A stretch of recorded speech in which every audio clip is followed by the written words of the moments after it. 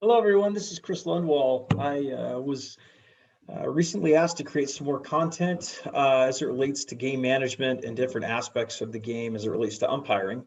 And the second installment that I provided had to do with mobility, but the feedback was it was a bit too long. So I'm going to try to go ahead and take another shot at this in terms of adding a little bit more value with a little more brevity.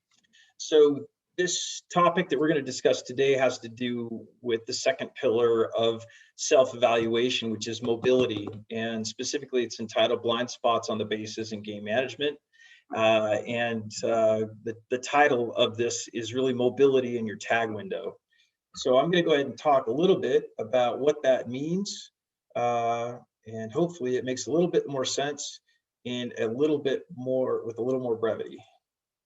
Okay, again, in terms of just a preface, it's always the same.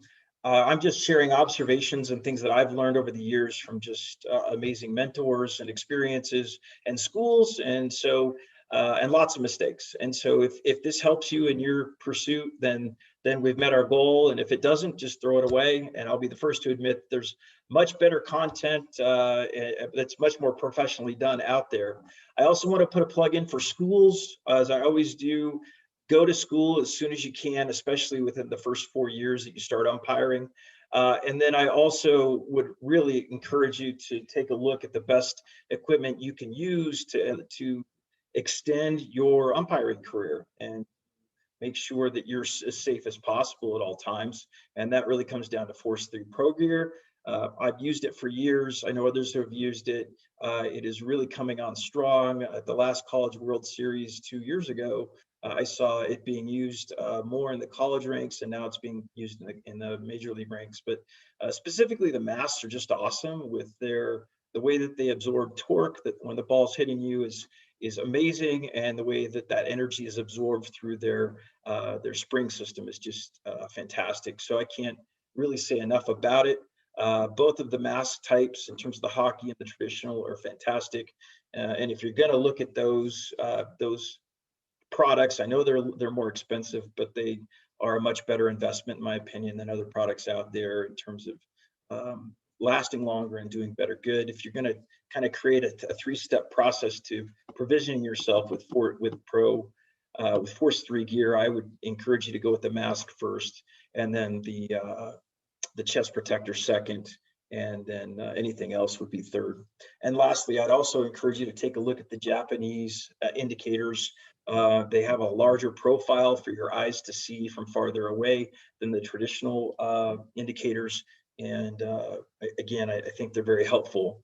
Let me go ahead and move on to the content. Game management pillars.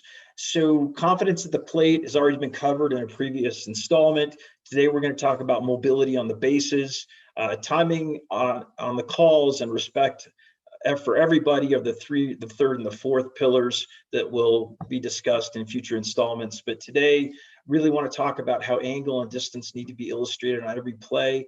And I want to focus on the tag window, which is the space an umpire sees between two opposing players being closed by an attempted tag by the defender and an attempted touch of the base by the runner. Blind spots, let's identify those straight up. So traditionally, we're taught mechanics to stay at 45 degrees, if you will. So when we're out on the bases, we've got 4 traditional positions, A, B, C, and D. For a 2-man system, we really focus obviously on A, B, and C on the bases. I'm really focusing here today on B and C and the working area. And when you go to camp or when you go to school, it's just awesome to be taught how to be in the right place at the right time. And 45 degrees, in other words, this is a 90-degree angle off the back of the base. If you split that, obviously you've got a 45-degree angle. Being at about 12 feet, again, different schools 10 to 15 feet away. I just said 12 feet, but this is traditionally where you want to be. And at lower levels of baseball, that's just, and especially when you're learning mechanics, that's a fantastic place to be, obviously. They wouldn't teach it if that wasn't the case. The other blind spot here on this 90-degree angle is split by a 45-degree angle and it puts you right about here. So when you see a normal slide coming into the base, you can see in most cases, as long as the defender isn't blocking you and turning, you can see that tag come down, and you can essentially create or see your tag window nicely. The converging runner, the converging defender, the converging tag, and then the converging touch onto the base. Same thing here at second, right? So pretty straightforward. The challenge that we face, however, as you move into higher levels of baseball, is the idea that you've got a really, really smart base runner who knows that if he comes in to the outside of the bag, that he can potentially get around, especially that ball comes in early. His best shot to get safe is really to come around to that backside. And if he comes down to around the backside of the bag, naturally the defender is going to turn his body. And if he does, that's a really good opportunity for you to get blinded by the body of the defender and not be able to see the blind spot, which will remain blind.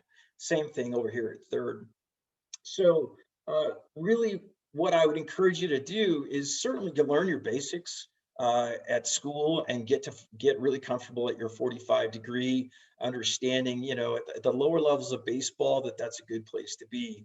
However, as you get into upper level baseball and you get around all of these players, defenders, runners, coaches, bat boys with amazing or back rows for that matter, with amazing baseball IQs, you start to see that there's a lot more going on, and you may need to be more aware of maybe a 60-degree angle that will allow you to see blind spots better, because you're going to see advanced sliding techniques and you're going to see advanced tagging techniques as you escalate your baseball experience. So what I mean by that is, again, you've got a runner, you're in B and C typically, where you're starting out, the play develops, and you go ahead and you migrate, typically, again, at lower levels to 45 degrees. But now I'm inviting you to consider actually moving to 60 degrees, because you want to count on or anticipate to some degree that advanced runner is going to believe he's got a much better shot at being safe behind the bag, buying a little bit more time or a little creativity on an early throw.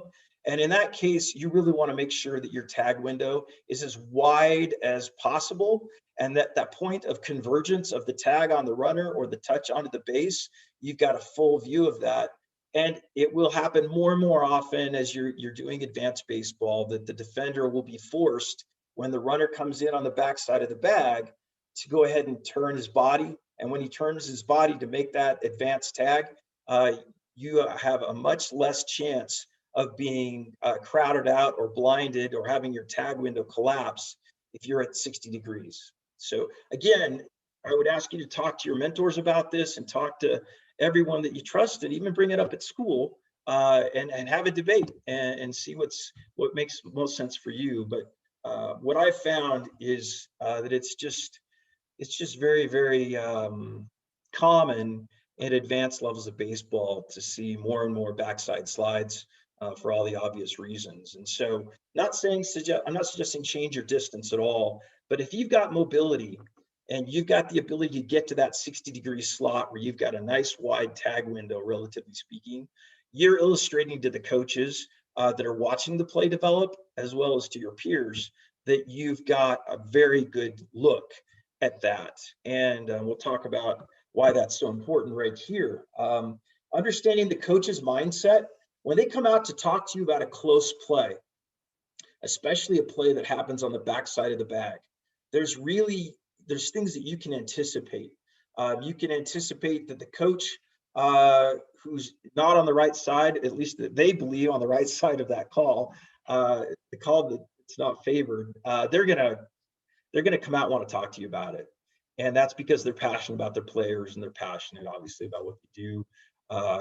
Really, they're going to ask you several different questions that all come back to the same answer they're looking for, which is, did you see the tag?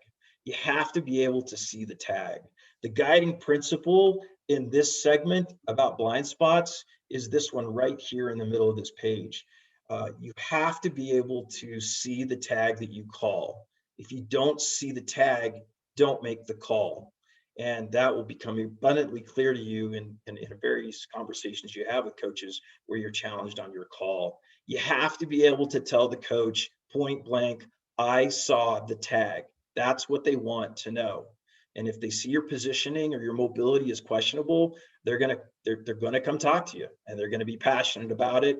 And the only thing that's going to satisfy them is your response verbatim, I saw the tag.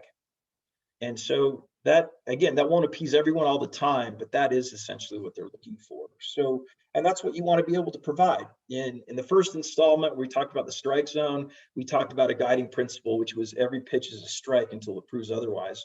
And in the same fashion here, what I'm suggesting to you is that you can only call a tag that you see.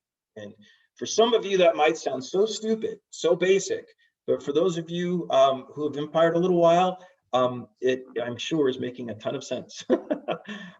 So really, that's where we're coming back to is, did you see the tag? And what you want to be able to, again, the ideal response to a coach, in my opinion, is, coach, I had angle, I had distance, I clearly saw the tag. My window was open, I saw it happen.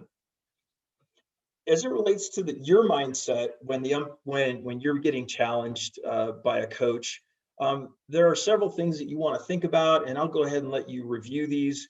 There's several, I think, really key observations that you want to keep in mind, but these will become more important to you on a backside slide situation than anything else. And so we all know that when a throw comes in real early, and you're working at lower levels of baseball, that those defensive players are kind of trained or habitual in catching the ball, and they will simply just bring that tag down in front of the bag, thinking that, well, of course, the runner's going to slide into the front of the bag, and they'll slide into my tag, and everything will be perfect. The out will be called, and angels will sing. However, in the advanced levels, we know that the runner knows if he's working with a defensive player who isn't advanced in their baseball IQ yet, if they throw that tag down in front of the bag, an easy way to get a safe call is to come on the backside of that bag. So that's what you want to anticipate. And that's why your mobility to getting to 60 degrees and having an open tag window is just so, so important.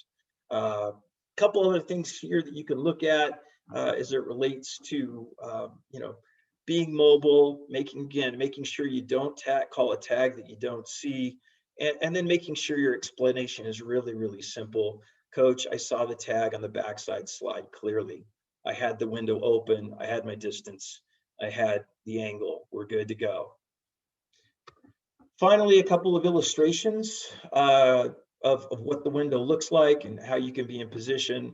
Up here on the top right, again, what a great tag window, right? We've got two converging players that this umpire can clearly see. We can't see, obviously, the player that well, but the umpire's in the way. But if you're the umpire, you've got that window, and it's big and wide. What a great position at what I'm calling around 60 degrees. And so he wouldn't have that right at over here at 45 degrees because this defensive player would be standing right in front of him. So just an awesome job by this umpire of getting at 60 degrees so they can see two converging players, a converging tag, and a converging touch that's going to come on the backside. Again, the four things you're looking for over here, big tag windows. So you'd want to have that umpire right here, that again, probably right here at 45 degrees, swinging on over here at 60 degrees in terms of staying mobile. And now you've got this window. You've got two converging players. You've got a converging tag. You've got a converging touch, and you can see it all. It's fantastic. And then right here, again, I'm going to argue that you and I, looking at this photo, are at about 60 degrees. And we've got two players converging. We've got a converging tag.